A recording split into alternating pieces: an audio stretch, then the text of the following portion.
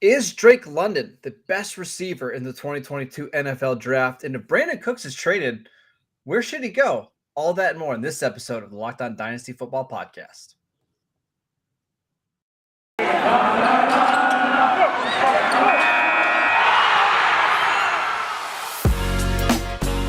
You are Locked On Dynasty Football, part of the Locked On Podcast Network. Here are your hosts, Matt Williamson and Ryan McDowell. Welcome into the Locked On Dynasty Football Podcast. Today's episode is brought to you by BetOnline. BetOnline has you covered this season with more props, odds, and lines than ever before. BetOnline, where the game starts. Hello, everybody. I'm Kate Madgziuk. You could follow me on Twitter at FFBallBlast. And of course, as always, I'm joined by my lovely co-host, Marcus Mosher. You could follow him on Twitter at Marcus_Mosher. Be sure to give the show a follow so you never miss a beat at Locked On Dynasty. Hit that subscribe button wherever you listen. Leave those very generous 5-star reviews because they mean so very much. Marcus, happy Monday. We've survived a Sunday without football. How empty is your heart?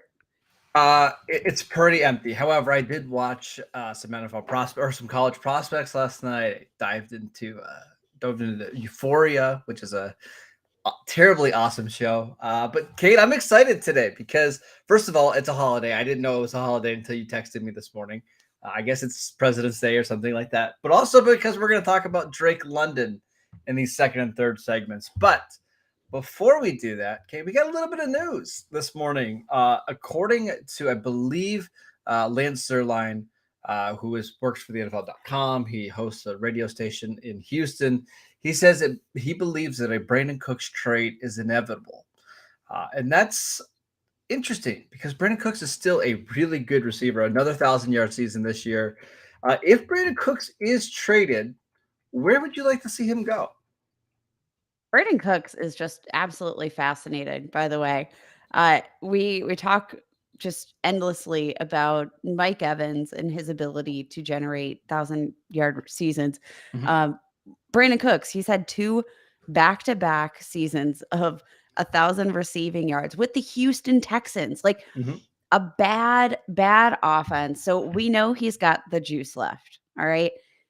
It definitely, if he lands on a suitable offense, this could be incredible news. Now I'm looking, I don't think any team's necessarily going to look at him as a clear-cut wide receiver 1. And I don't think they'll necessarily have to pay up, draft capital as though he is, a top end wide receiver. So he's got a lot of potential landing spots here. I think maybe another stint with the New England Patriots. That could be a really interesting fit. It's, interconference. So, but it's not, we're not looking at interdivision here. So I don't foresee that being a huge problem. But, maybe reuniting him with a team like that, maybe reuniting him with the Saints. It's kind of interesting because I feel like all of these teams he's had stints with in his career could kind of use some wide receiver help. I agree. Let's just talk about him just as a player. Since 2011, here are the players with at least 6 seasons of 1,000 yards. It's Mike Evans, it's Julio Jones, it's Brandon Cooks, and it's DeAndre Hopkins. That is the list. Brandon Cooks was drafted in 2014, so he hasn't even had as many seasons as some of these other guys.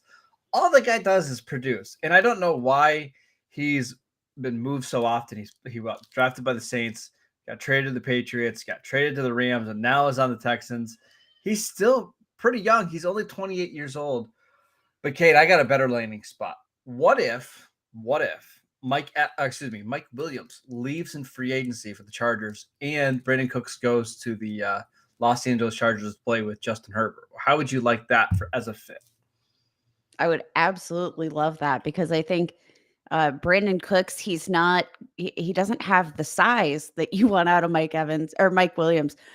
Darn, I'm getting all my mics. I know. I did the same thing. Don't worry. I got the fumblies today. Mike Evans. Oh my gosh, Marcus. It's all What right. am I gonna do? Mike Evans on the brain this morning, Yeah. folks. It's going to be okay. But Mike Williams, he's kind of been pretty disappointing for his draft capital, for the upside that we know he has with his size, with his athleticism. Brandon Cooks is kind of all of the production you want out of Mike Williams, just in a much smaller package. I also think Brandon Cooks is a value right now. Currently in Dynasty League football, he is wide receiver 39. Uh, he's actually younger than like Michael Thomas. That's kind of hard to believe, but Michael Thomas is ranked ahead of him right now. Hunter Renfrow being drafted ahead of him. Even Allen Robinson, who is older than Brandon Cooks, and I understand why. Brandon Cooks has had probably a higher ceiling, but man, Cooks is just so reliable. But my question to you is, do you think there's a chance that his best dynasty landing spot and his best situation is actually still with the Texans rather than moving on to yet another team?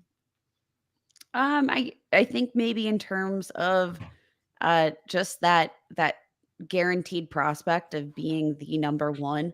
But I think there are plenty of other teams where he might have the potential. Like we're talking about running backs and how it doesn't feel like there's a lot of teams in the market for a running back. I think there's a lot of teams in need of a true wide receiver one. Mhm. I think there are so many places he could go. Another team that could be a good fit, an interesting fit, the Atlanta Falcons, who we Sure. know might be moving on from Calvin Ridley. They could use a very reliable playmaker like Brandon Cooks, especially when you know you've got the explosion out of Kyle Pitts. I think that could be absolutely fascinating to see the two of them work side by side. There's just a lot of potential landing spots here. Even the Rams, like I said, going back to which of these teams could he have some possible reunification. Which Sure. one of those is a word? I Joining. don't even Yep. know. They could join up the Rams. OBJ, we kind of thought that he'd sign again, but you have to assume that he's not going to be ready for the 2022 NFL season. Mhm. Um, like there could be a spot for him in LA. There's just so many possibilities. And I think similarly to his value in Dynasty, I think he's just an undervalued NFL wide receiver, um, who's going to be generally a bit more affordable than some of the flashier names out there. But I mean, looking at what Brandon Cooks has done for Yeah. fantasy football, I mean, in his last 4 seasons, averaging 13.4 PPR points per game, and has had a lot of disappointing outings here. But if we exclude his 2019 season, he's had a lot of production Sure. as a wide receiver 2 or better. The floor just feels so safe. And I think, one of the interesting names you brought up here was Allen Robinson and their comparison. Allen Robinson maybe feels like he has the higher ceiling, but I think we saw this year a player like Brandon Cooks has the much safer floor. I agree. Brandon Cooks is just a really reliable option, as you said. I think as we go forward, we're probably valuing him as what do you think? Low end wide receiver 2, high end wide receiver 3. That feels about right, correct? That feels about right, but we know the upside is higher, and that's Correct. what's beautiful. And the price is so cheap right now. I'm looking at some recent trades on Dynasty League football. Brandon Cooks for Allen Robinson. That's a little bit more about your appetite for upside, but Brandon Cooks for Laviska Shenault, Brandon Cooks for Cam Akers. That one's interesting. Brandon Cooks for Adam Thielen. Brandon Cooks for Tyler Lockett. Brandon Cooks for Darius Slayton in a 3rd-round pick. I think If I if can you good. if I can trade Laviska Shenault for Brandon Cooks Done. straight up, my Done. God, Yep. done. Tattoo it onto my body because it's done. Yeah, if you just need some more reliable depth and a reliable starter, I think Brandon Cooks, you can do that this offseason pretty cheaply, and he'll make your team better. He might not win you weeks, but if you're looking for somebody who's going to get you 6 for 80 pretty consistently, Brandon Cooks is your guy. All right, let's take a quick break so we can get to the star of our show, and that is Drake London. But before we do that, we wanted to tell you guys about Built Bar.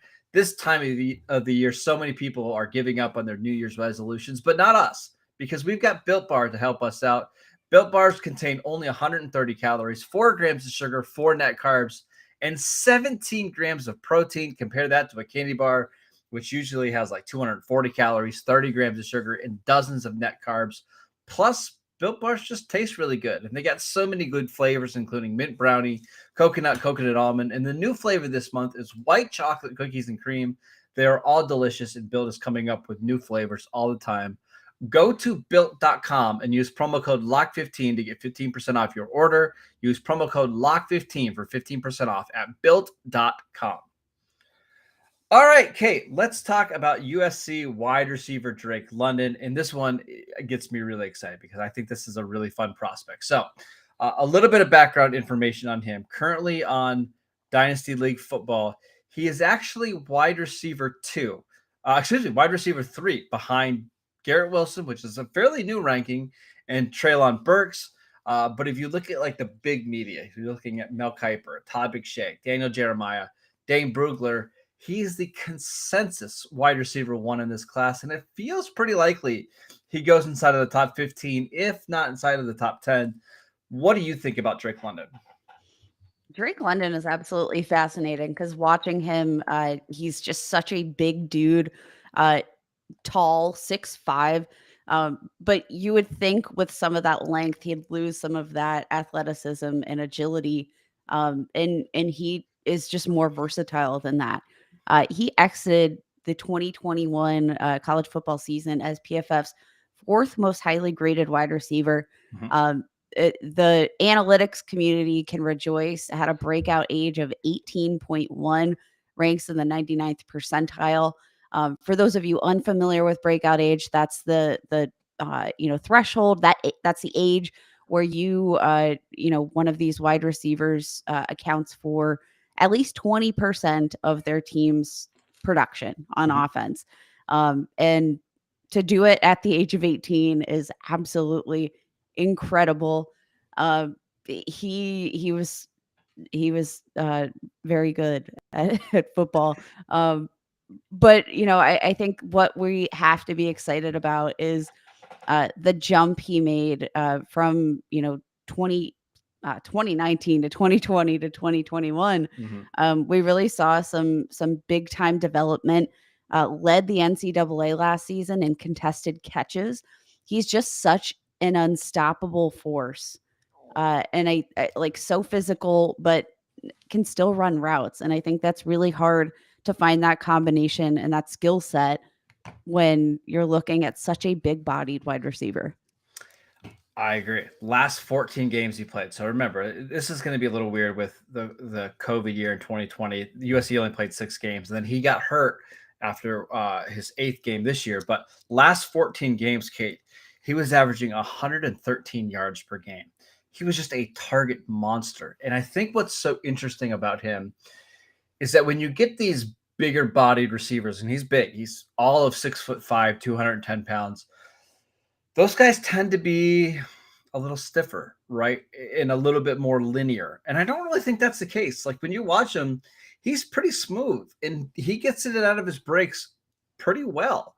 And I just think he's somebody that's going to be able to win with the route running, being able to run slants and all that kind of stuff early on in his career. The only question I have about him is the speed.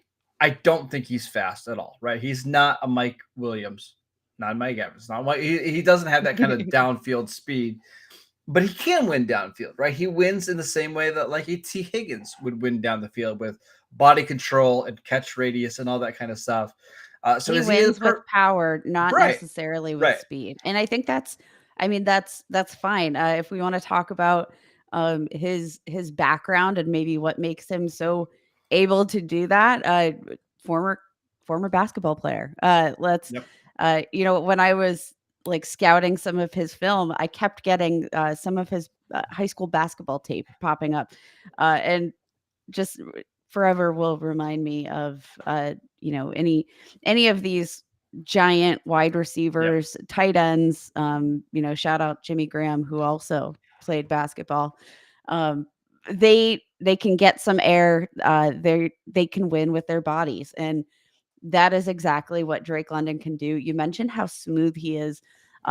Like he is absolutely able to generate space, not just with height or with catch radius. He's able to do that just by his route running. It's much more refined than you would typically see for a wide receiver of this size.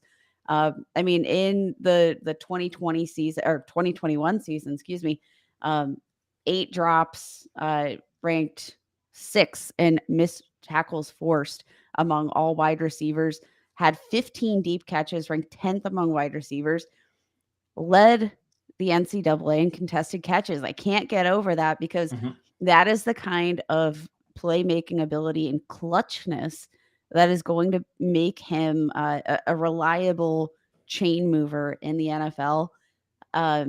He's versatile too. He made a jump in this past season, primarily played out of the slot in his first 2 seasons with USC, and made that transition out to the outside, and he did so beautifully. So he can kind of play wherever you need him to in the field and find success either way. Yeah, I agree. I think his game reminds me a little bit. I mean, these comps are not going to sound great, but I promise they're compliments. If you combine like Kenny Galladay and Sidney Rice, who the Vikings had way back, like in the 2010s, that played with Brett Favre, like that kind of 6'4", 6'5" receiver, but not overly physical, but can win with their size. Not burners, but still can get open. I like Drake London a lot. I think he's a really good prospect. It's just, is he an elite prospect? I think that's what we don't know. Let's compare him to the receivers from last year, Kate. You've got Jamar Chase, you've got Jalen Waddle, and Devontae Smith. Is it fair to say he would rank after those top 3 if you're just comparing them as prospects? I do think that's fair. Yeah. Yes. So then the question is he closer to like Rashad Bateman, or is he closer to Devontae Smith? I'd say that he's closer to Smith and Bateman, but still clearly the number 4 receiver. I would agree. I think even if he were in last year's class, I think he would have emerged, again, closer to the Devonta Smiths of that class. I definitely think that, Drake London's position in this class is going to give him that edge because it does seem like he's gaining traction as the first wide receiver that is projected to go off the board. And it's not really hard to see why. There's, I think after we take a quick break, we can discuss some of the potential landing spots. But there's a lot of teams with some picks, between like 10 and 20 that seem like they could be in the market for a wide receiver like Drake London. Do you think T. Higgins, like as a ceiling comp, is fair? Like somebody like that's probably not going to be the most efficient receiver, but could just catch a bunch of passes and could make some plays down the field? I do. And the interesting thing too is, T. Higgins is a wide receiver that I don't even think we've sniffed close to a ceiling yet. So it'll be pretty exciting to watch both of these guys play in the NFL at the same time and see how their careers take off from here. All right, let's take one more quick break so we can tell you guys about BetOnline. Football might be over this season, but basketball is in full steam with both pro and college hoops. From all the latest odds, totals, player performance props to where the next fired coach is going to land, BetOnline.net is the #1 spot for all of your sports betting needs. BetOnline remains the best spot for all of your sports scores, podcasts, and news this season. And it's not just basketball. BetOnline.net is your source for hockey, boxing, and UFC odds right to your favorite Olympic coverage and information. Head to the website today or use your mobile device to learn more about the trends in action. BetOnline, where the game starts. All right, let's talk about landing spots. And I've got to mention this. I've seen Todd McShay mock him to the Jets a million times this offseason. I think that's notable because he's really good friends with Joe Douglas, the GM with the Jets. He always has a great scoop on what they're going to do. Plus, they need a receiver. If if London went to the Jets at pick number 10, how would you feel about that? I think that would be a really great move for the development of Zach Wilson. Um, line him up outside with Corey Davis opposite, play Elijah Moore out of the slot. I think Sure. that would be just a fantastic cast of characters for Zach Wilson to make that next step at the NFL level. They do have the 10th overall pick, so this is The kind start of the of range, right in right? that's the start of the range where I would start to feel confident that this could be the maybe where they're going. All right, Um, let's keep I going like down some that. lists of let's keep going down some more of these. Washington at pick 11. Yeah. Okay. I Cleve. think they've got enough needs elsewhere that I don't think they're like a wide receiver away from contending just yet. So Fair enough. I'd prefer to see them go elsewhere. Cleveland at pick 13. Love, Yeah. love, love, love. The Browns have made some investments in the wide receiver position. They've taken like an Anthony Schwartz, they've got a Donovan Peoples-Jones, but Mhm. they still haven't found their uh wide receiver one. It wasn't Odell Beckham. They need a guy like I just think I think this would be a really interesting fit as a wide receiver one for them. Drake London could move the chains. He can, um, like I said, he can play outside. He can play out of the slot if you Mhm. need him to. He's diverse enough that I think that this could provide the Browns with a genuine wide receiver one. And I think that they're in a position, unlike we said the uh, Washington Commanders, that I don't think they have as many holes that they can afford to invest in an early wide receiver, and that would put them a lot closer to contending. I think that would be my favorite pick of the bunch. How about the Eagles at pick 15 and 16? Obviously, they drafted Devontae Smith last year. They drafted Jalen Rager in 2020. Could they go receiver in the first round for the third straight year? They could, but I wouldn't. The interesting thing, they have back-to-back picks, so they do have a little bit, uh, they have some draft capital to play around with here. My only question, like, I think this would be a really great fit, another player to line up, and get again Jalen Hurts, some of these playmakers, advance his development as a passer would be such a great fit. But if you are Philadelphia, can you continue to invest first round picks in the wide receiver position when I feel like, I mean, Devonta Smith, obviously um, I'm He's not good. questioning the Devonta Smith pick whatsoever, but um, how many first round picks can you invest in the wide receiver position before you need to address some of the other holes on your roster? I just don't think they have a lot of other holes on their team. I don't. So I'm fine, especially with them having 3 first round picks of the right receivers available to them.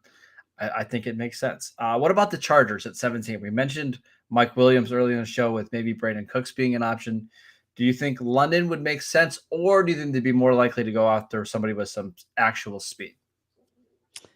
Um, it's kind of interesting because one of the comps that I was seeing a lot for Drake London was like a bit of a slower and bigger Keenan Allen. So it would be Hmm. kind of interesting to see the two of these play together. But I wouldn't be super crazy about this. I think, um, and maybe it's just the fact that I feel like, maybe the Chargers will bring back Mike Williams. I think they will as Um, well. Yeah. I think that like it seems like they like the chemistry that he's got with Justin Herbert, and I feel like that's just kind of the rumblings we've been hearing Yep. around the bend. I wouldn't be super crazy about this, but I brought this up with the Brandon Cooks trade. New Orleans Saints at 18. They're another team that has like a bunch of holes, so I don't know that this would necessarily make sense. But if you're looking to, um, just start building somewhere, they need some wide receiver help, and they are in sort of the right range. Do I think that would be the smartest move for them? No, but they have the need and they're in the right range. Any other teams that you want to mention before we move on? Patriots at 21. Okay. That's it. Seems like that'd be the kind of wide receiver that Mac Jones would like, right? I I could get think that. so. A reliable chain mover who can just who can play downfield. He can play, across the middle of the field just to secure that first down. Again, I just think Drake London is the type of wide receiver that is going to help the development of the quarterback just because of his reliability and the big playability he has, making contested catches. He's going to be fascinating to see where he lands because he could be an immediate producer at the NFL level. And the last team I'll mention just really quickly is Buffalo. They drafted 25. They would have to make a big move up to go get him, but that is the type of receiver I think would work really well with Josh Allen, right? Somebody who can really make plays down the seam, down, on the short stuff. I think he would make a ton of sense. Last thing, Kate, before we head out, we've previewed Treylon Burks and we've previewed Drake London. Now, which receiver do you like better? They're both big guys. I think for where we're at this point in our discussion, I'm leaning Drake London, and that comes from I think he's just a little bit more fine for me, more refined, and I think he has the potential to make maybe a more immediate and profound impact. But I think both of these guys have incredibly high ceilings. I love their size. Again, you mentioned the lack of speed there, but they can definitely, I think, be two receiving assets that have a quick impact, especially thanks to their size at the next level. Yeah, I think I would. Where are you leaning? Yeah, I think I would go London. I feel like he's going to go higher in the draft. I think he is more refined, as you mentioned. I just think he's going to be a target monster. He's so big that I think teams are just going to feed him. So yeah, I agree with you. But all right, that is it for today's show. We want to thank you guys for tuning in. Matt and Ryan will be back tomorrow with another receiver that is very, very interesting. That still could be the first receiver drafted. I'm not going to spoil who that is, but speed. Make sure you follow the show at Locked On Dynasty. You can follow Kate at FF Ball Blast. I'm at Marcus _Mosher. We'll see you guys back here on Friday.